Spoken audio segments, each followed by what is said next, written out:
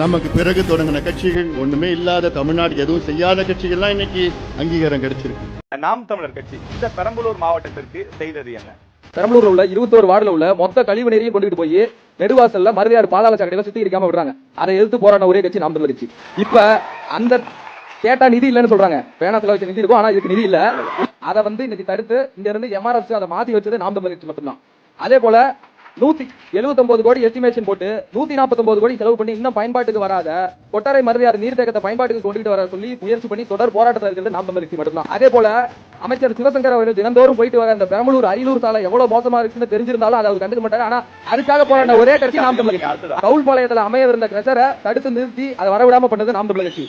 பெரம்பலூர் மாவட்டத்துல கல்பாரி ஏலமே நடக்கக்கூடாது அப்படின்னு சொல்லி பெரம்பலூர் புதிய பேருந்து நிலையத்தில் ஆர்ப்பாட்டம் பண்ணது நாம் தமிழர் கட்சி.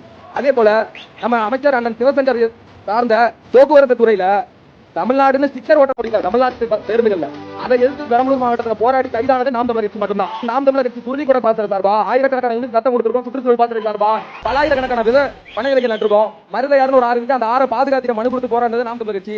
பொதுப்பணித்துறையில உள்ள 73 ஏரிகளை வீட்டு உருவாக்கம் பண்ணணும், ஆக்கிரமிப்பு அகற்றணும் போராடின ஒரே கட்சி நாம் தமிழர் கட்சி. ஊரக வளர்ச்சி துறையில கட்டுப்பாட்டில் இருக்கிற 130 ஏரிகளை உள்ள ஆக்கிரமிப்புகளை அகற்றணும் அப்படின்னு சொல்லி போராடினது நாம் தமிழர் கட்சி. அதே போல பேரணியில துங்கச்சாவடி வந்தப்ப அங்க இருக்கிற மக்கள் போராடினாங்க. ஆனா போராடின ஒரே அரசியல் கட்சி நாம் தமிழர் கட்சி. அதை தடுத்தும் நாம் தமிழர் கட்சி நிறுத்திச்சு. தமிழ்நாட்டில் உள்ள கடைகள்ல பெயர்கள் எல்லாத்தையும் பெரம்பலூர் மாவட்டத்தில் உள்ள கடைகள் எல்லா பேரும் தமிழ்ல இருக்கணும் போராடின ஒரே கட்சி நாம் தமிழர் கட்சி. இந்த திமுர்ல 100 நாள் வேலைக்கு ஜெயலட்சுமி ஒரு அட்டா இறந்து போயிட்டாங்க.